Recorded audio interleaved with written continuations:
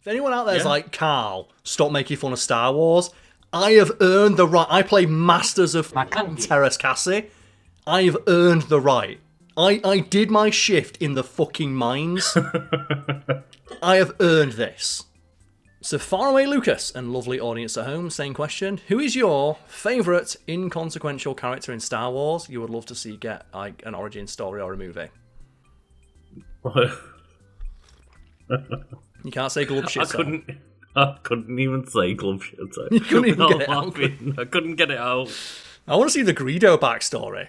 And you know, if they did do that, they'd have to like have him constantly arriving late for everything, right? McClunky. I want to see the Greedo backstory, and he's just late for fucking everything.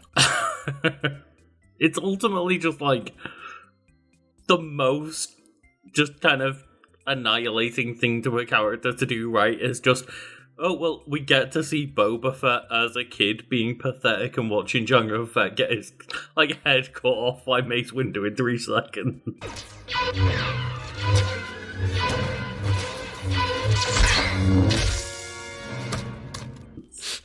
The thing I love about Star Wars is that the more they try and explain backstories for characters, the lamer those characters get. Like, I'll never forget, I was halfway through that Boba Fett show, I was like, this show's it's okay. It's not great, but I'm enjoying it. And then a mutual friend of ours said in the group chat of like, I'm not enjoying it because 90% of the show is Boba Fett walking around and asking people to be his friend. And that immediately killed any interest I had in the show. That's all it is. It's just him wandering around asking people to be his friend, and he just ruined it for me. I knew exactly what you were going to say, because it broke me as well. And the only time I think that backstory or, like, forward story has been done, like, semi-okay is when recently they leaned into the bit for, like, some, like, spin-off game or show or something, where they did the Darth Jar Jar thing. Yeah, he was in Fortnite, right? Was he in Fortnite? They put Darth Jar Jar and Evil Ray into Fortnite. Which makes sense, right? Because Fortnite is how we found out Palpatine returned.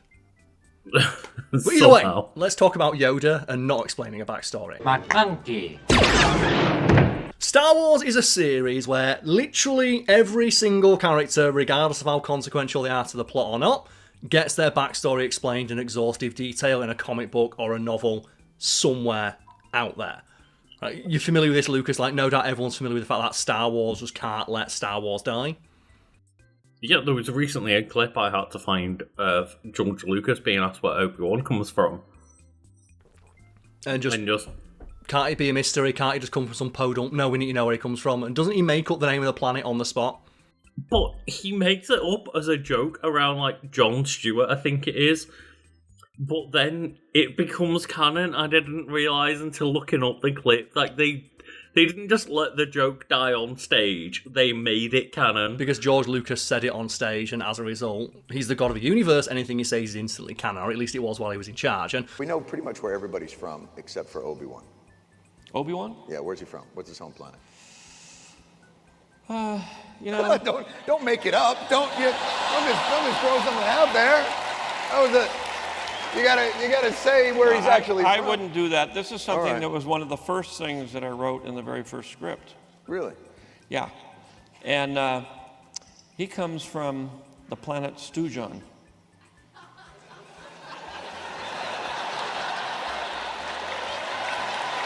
That's all I'm gonna do. That makes it kind of weird then, that of all characters, Yoda doesn't have a backstory, and we don't actually know what a Yoda is. Partially because just George Lucas refused to ever explain it.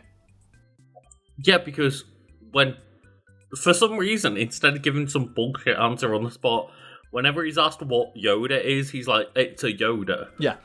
And this is why it's so fascinating to me. So the example I used in the original article, which I wrote, oh god, how long ago did I write this? I wrote this in 2019. So like, there's been so much more bullshit Star Wars stuff released since then. But in 2019, the most like just ridiculous example I could find of them explaining something that didn't need to be explained is a story called Tales from the Mos Eisley Cantina, which is a series of short stories detailing the backstory of every alien in that scene. Oh, fuck which my life. is really funny to me because the behind-the-scenes story for how that scene came to be in our world is that they just asked the special effects artist, what you got? we need a scene of a bunch of weird aliens in a bar. What do you have? And like, we've got a fucking werewolf mask, a couple of alien masks. Put them in. No thought whatsoever was put into what 90% of the characters in that scene look like. Yeah, like, they're all on screen for a few seconds. I just say, there's fucking aliens, there's bullshit, man, there's werewolf dude. Yeah. The only ones that they gave a shit about were, like, Han Solo, Chewie, Greedo, you know, the Obi-Wan, the main character. The dude at the bar, stuff like that. All the ones in the background, like I say, it was just random masks that the special effects crew had left over. And one of the people who worked on the special effects was special effects guru Rob Bottin, perhaps best known, for fans of the channel, I hope, for working on the original RoboCop. Right, yeah. Yeah. And fun fact, like, Rob Bottin is like 6'8". He's the tall Cantina band player. That's the cameo he has in the film. He's like the tallest Cantina band member.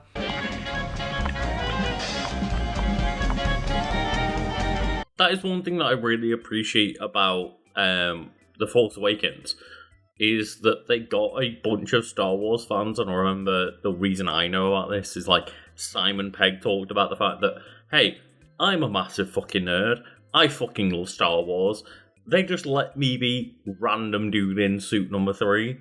Here you are. That. You had a character name and everything. Unkar Plot. Yeah, he was a junk dealer on the planet Jakku. That's what they did. Like, a lot of the stormtroopers were celebrities. Like, for a while, Yeah. I think there was a rumor that, like, Prince Harry or Prince William, one of those, was one of the stormtroopers, but their scene got cut, I think.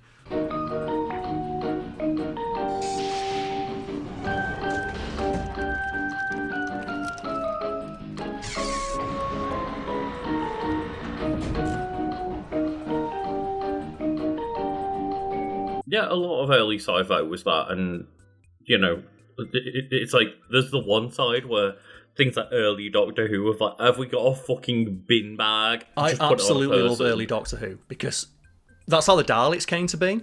Well, the Daleks were just literally bins. They're bins with, like, egg boxes put on them, spray painted gold, and they put a fucking plunger on it so it's a death ray. And I love that. Even now, decades later, whenever they have, like, a cameo from the Daleks, they have to put the plunger on it. Our thing is, the weapons of a Dalek are a plunger and a whisk. And they still have to put those on. Even, like, no, the newer Daleks do look pretty good. I've seen, like, clips of, like, newer appearances from Daleks in Doctor Who. They look good, but they still have to have a fucking whisk and a plunger. And I love that. Yeah, and I love that element of, like, you've got that side of things, and then you've got the side of things of, like, we don't have much budget, what have other people already made? Yeah, what have we got? And then, but with Star Wars, people took it way too seriously. And that's the problem, right? Of, like, everything had to get explained. Is that there's a great, like, Red Letter Media bit about it, where, like, one member of the crew is, like, way more versed in Star Wars lore than the rest of them. And they're just talking very matter-of-factly about the fact that, like, Darth Maul got robot legs. And the rest of the team cannot fucking help but crease with laughter about how fucking stupid it is. Star Wars is really about a top half Darth Maul robot and a bottom half Darth Maul robot fighting each other with 20 lightsabers while Obi-Wan is stuck in the middle. There are elements of the extended universe that I obviously do enjoy and like. Oh yeah, that's the thing, like, we make fun of Star Wars a lot because both myself and Lucas are huge nerds.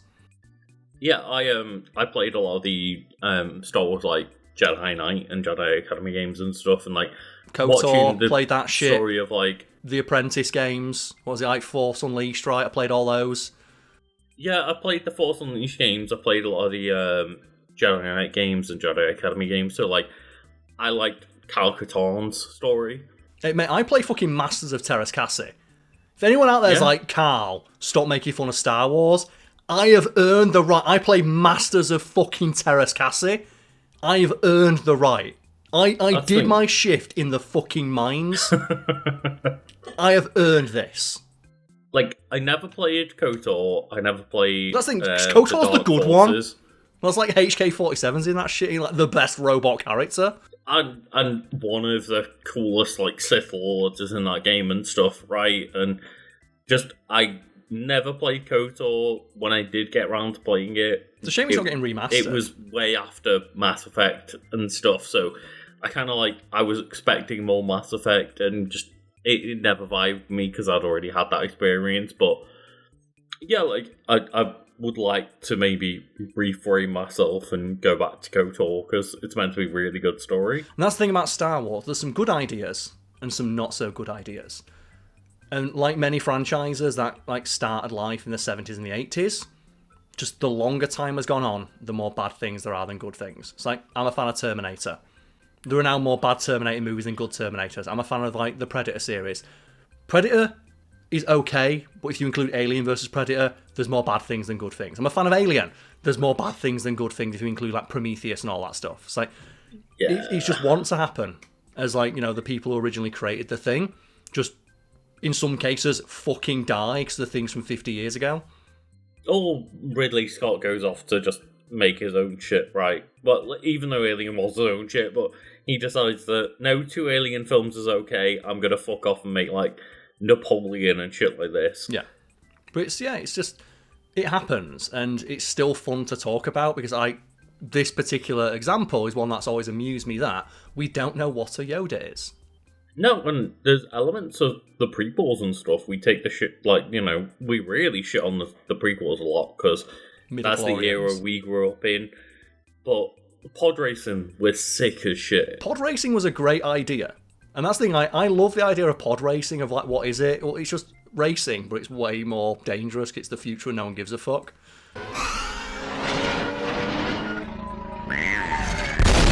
The only reason it got memed on is because Jake Lloyd's delivery of all his lines was fucking terrible. But he was like 7 years old, so that's to be expected. But pod racing as an idea is fun.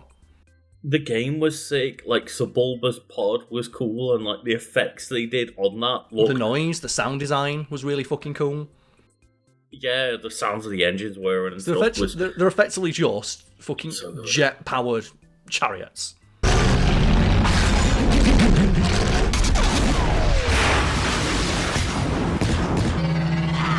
And honestly, like, I do not like episode 1 that much, but there's like the battle with Darth Maul, a Duel of Fates is playing, and those pod racing scenes, I can't deny they are incredible action. Like, we make fun of Darth Maul because Darth Maul's not a character, he's a visual. And I know he gets more like backstory and other extended universe material, but if you just watch like the first movie, he doesn't have a story, he's just evil guy with double lightsaber. The fight scenes are still cool.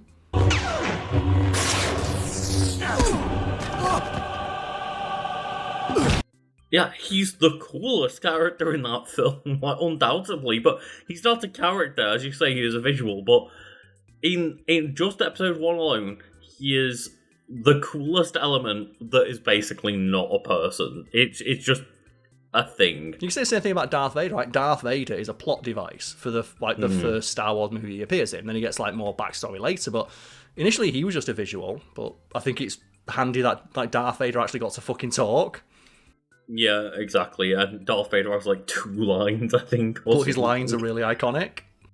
Yeah, and just like, you know, then you go the other way, where Kylo Ren is again a cool visual, but he becomes like bratty, whiny, slashy baby. I liked that. I thought that was a great, like, the fact that Kylo Ren could be read as the Star Wars fan base of just a Darth Vader fanboy who doesn't understand that Darth Vader didn't like being Darth Vader.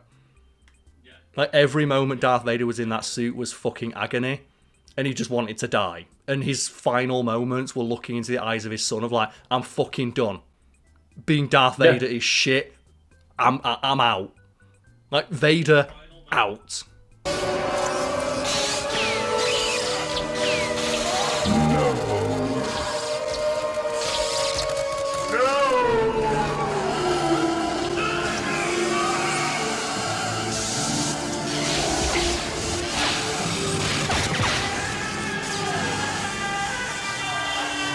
Yeah, his final moments are telling his son he regrets his actions and how sorry he is for being like Darth Vader in general.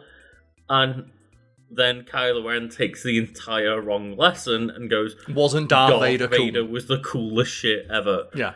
And just becomes like a knockoff Darth. It's like I said, it was genius. But unintentionally so, because clearly they didn't realise that that was the reading some people had. And it's like, he's trying to be Darth Vader, but he doesn't understand why Darth Vader was Darth Vader. He also doesn't understand Darth Vader as a character. He understood him as, like, you know, the propaganda tool the Empire propped him up as. Yeah, he understands them as, again, a visual. Yeah. Right? He's like, he looks symbol. cool as shit, and he is a symbol of the Empire. I'm going to be that symbol of the new Empire, essentially. And he can't be, because Darth Vader wasn't also that person. That's why it's fascinating when you see like Darth Vader rock up in like new projects, and all I think is like, well, Darth Vader hates this, right?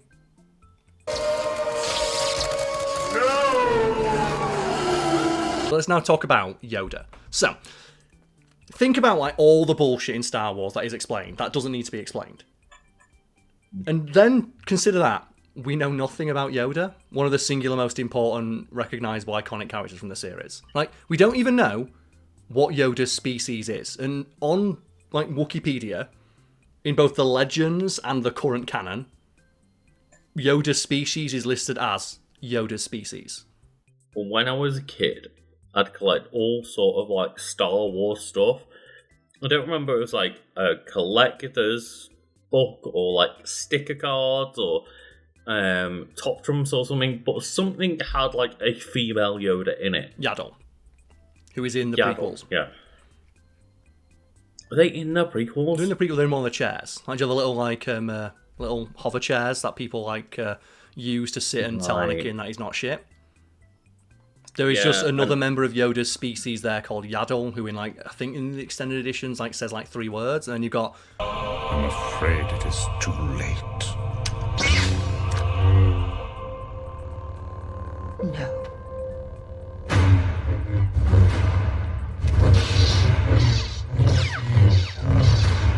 Grogu or Baby Yoda, which, fun fact, the reason that's called Baby Yoda, is because they don't know what fucking species Yoda is. So that's why they very quickly, like Disney, had to clarify, well, the name's Grogu, which I'm just going to say, shit name.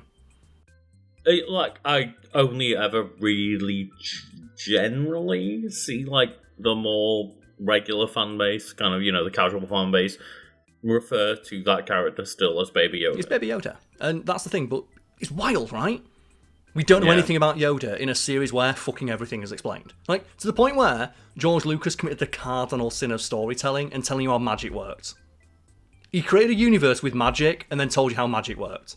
And that is so funny to me that midichlorians are now, they are like foundational to the Star Wars universe. And you know, every time they make a new Star Wars project, they are so pissed off that they can't escape midichlorians. I think in like The Mandalorian, they refer to it as like the M count.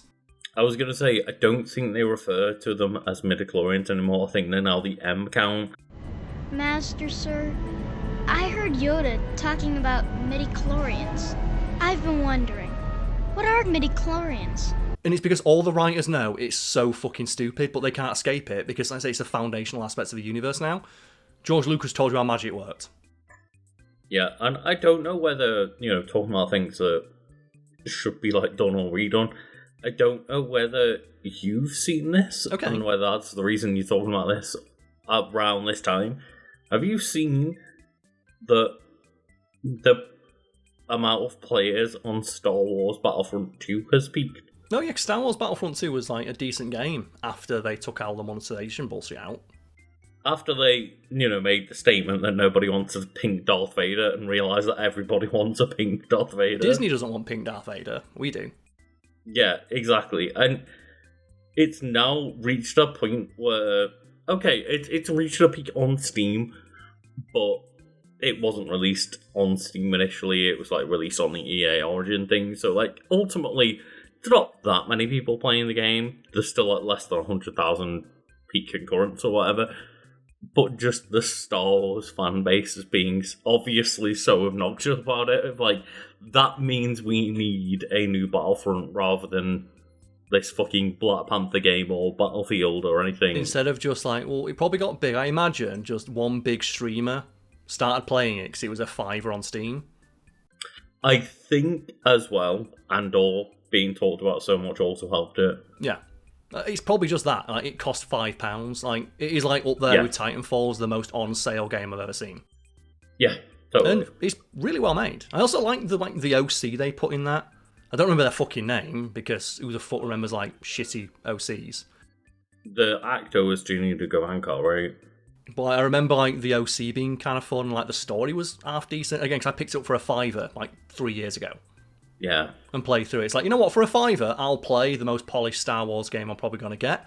Because when they stripped all that monetization shit out, there's a fun game behind. It's still a very fun game, and it's just Battlefield with Star Wars skins. It's Battlefield with lasers, which is just better Battlefield. It was like that thing if they couldn't just help themselves with, well, it's set between like, I think episode 5 and 6 or 6 and 7. But either way, they had to find the excuse of like, well, of course, Luke Skywalker and Han Solo and Leia. Yeah, well, it's all the same as in like the previous story games, where you can have battles from like the prequels and battles from the original trilogy and battles from the sequel trilogy. It's a really fun game. It was more that in the story, the OC had to encounter all of the main characters. Like, they have to do that, right? Because Star Wars can't tell an interesting story unless it's Andor, apparently. Yeah, I mean, all I've seen is like, I've not watched Andor. I need to. I know comments. I know. Do you know why? Because it's the only piece of Star Wars media that seems to have realised that you don't have to just keep fucking putting references in. Just tell a story in the universe and show us what's going on bumfuck nowhere planet number 3. Turns out the universe that captivated multiple generations of people is actually just interesting as a universe, right? Yeah, like Andor is really interesting, just to see the world. Like, I've always wanted to know, like, how does the Empire, for example, feed all of its troops? And it's like, oh, we have just entire fucking planets that are just farms. And they have like an episode just set on one of those farms, and it is dystopian as all fuck. And it's like, it would be, right?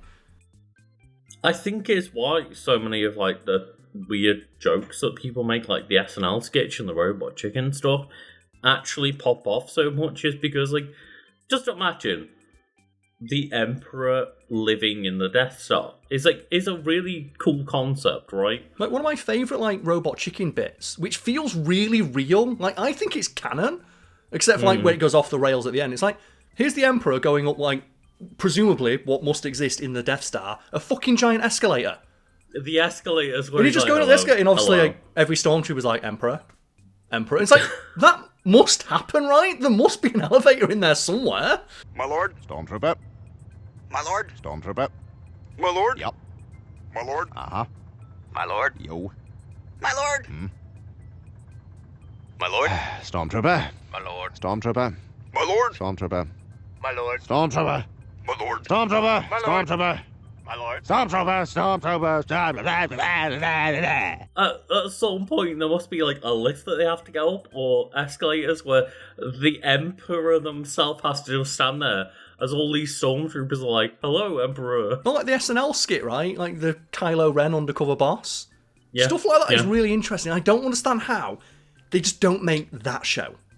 And that's what Andor is. It's not like Death Star shenanigans, but it's just, we're going to just pick a pocket of the Star Wars universe in a certain time between the movies. What was going on? Yeah, the Rogue One movie has become, I think, more divisive over time. But at least when it came out, Andor has really helped Rogue One be seen as a better movie than I think it is, because now you actually like the characters in it. Yeah, and I think that's a bigger problem with Andor. Not Andor, Rogue One, sorry, is that obviously you don't know the characters, but a lot of people, myself included, really liked Rogue One for just being refreshing. Yeah, just, I want to see other like stories in this universe. Like in Andor, one of my favourite little B-plots is just someone who works in like the fucking logistics department for the Empire, and they're just in like a shitty little cubicle on their computer, and it's like a sea of like a billion fucking computers, and that's all they do. And they're like, so am I helping the Empire doing this? Yeah. And then in the next season, when they've gone up like a rank, because, you know, we won't spoil too much, but they help solve a problem and get promotion. Like, there's an episode where they're talking to new cog in the Empire machine, and he's like, well, you work in like, I don't know, waste management, I think it is. And the guy's just like a dude in glasses and like, looking around like the sea of cubicles, and he's like, you might not think you're important, but you are. You are so important to the Empire. Right. Empire's got to flush his fucking toilets. There are no small jobs here at the Bureau of Standards. You may hear that and wonder how it can be true, but not that long ago I was standing right where you are now. Getting back to Yoda, the reason why we don't know what a Yoda is, where his home planet is, what the name of his species is because George Lucas showed a remarkable and unusual level of restraint when it came to explaining what a Yoda is. So you're seemingly familiar with this, right? Like, you've probably heard the stories about just George Lucas just refused to tell people what a Yoda was. Yeah, I think one of the most, kind of interesting things that I've heard about Yoda is that George Lucas made sure to let us know that Dagobah is not his home planet. Yes, he specifically clarified that, because that was something that novel writers would sometimes reference, or people making games, or card games, trading cards, comic books, anything that in the Star Wars universe that you had to sign off on. Anything that ever referenced Yoda, his backstory, his home planet, wherever that may be, or his species, George Lucas will just immediately shit-can it. Sight on scene, for seemingly no reason. And I find this really fascinating that the only character he didn't want explored was Yoda. The guy that made Obi-Wan's planet up on the spot in a Comic-Con panel or Star Wars Celebration panel, I think it was. He doesn't want to clarify anything about Yoda whatsoever. Yes. And I said, it's really interesting that this is the one character he showed any sort of restraint with. So, and it's to the point where in the Legends canon, they established that Yoda himself is very private about where he came from, his species and his home planet. And they had to put that into all the extra universe material talking about Yoda, because they couldn't say anything else. Because every time they asked George Lucas for just one crumb, just one crumb of Yoda stuff, Yoda knowledge, and no. It's okay, Yoda doesn't like talking about his his home planet. Done. Yeah. There's other members of his race, they're similarly secretive. All we know is that there's 4 Yodas in the universe. They're super powerful fucking Jedi. They're very highly force sensitive. They live for 1,000 years. Done. And I do think that similarly with Grogu / Baby Yoda, they've done a great job of keeping the mystery alive. Keeping George Lucas's intention alive. For example, when monster CGI Mark Hamill turns up and he looks at Grogu, you think that's probably the first time monster CGI Mark Hamill has ever seen another fucking Yoda in his life. Are you a Jedi? I am. And if you think about it, it's actually weird that the monster CGI Mark Hamill wasn't more surprised to see another Yoda. Well, I don't know if he could show more expression on his face because he's the weird CGI man. That is true, yes. But yeah, all that he says in that moment is just remind me of someone that I knew many, many years ago. And besides Grogu and Yaddle, and there's probably one other Yoda that I don't know about. Master Yoda. One of my favourite parts of this story is that George Lucas was just so on the ball about this one specific aspect of Star Wars never being explored, that there was an entire run of trading cards that got cancelled. Just outright cancelled, because when George Lucas was sent some of the artwork for, to sign off on, because it's depicting aspects of the universe that hadn't appeared in other bits of media, and when that happened, George Lucas had to sign off on it. He saw one bit of artwork, and it was a statue of a Yoda being viewed, potentially worshipped by other Yodas, and it was to be suggested that that might be Yoda's home planet. George Lucas just shit-canned the entire trading card line. Of course. And of course he could do that because Star Wars was his. And eventually, someone did work up the courage to ask George Lucas what the deal with not explaining Yoda's backstory was. And all he would say is, Yoda's backstory, being unexplained, is deliberate. I'm sorry, there's not a second part to that. Yeah, no, I think that's about where it needs to land, because... But isn't it so interesting? This is the one thing he refused to explain.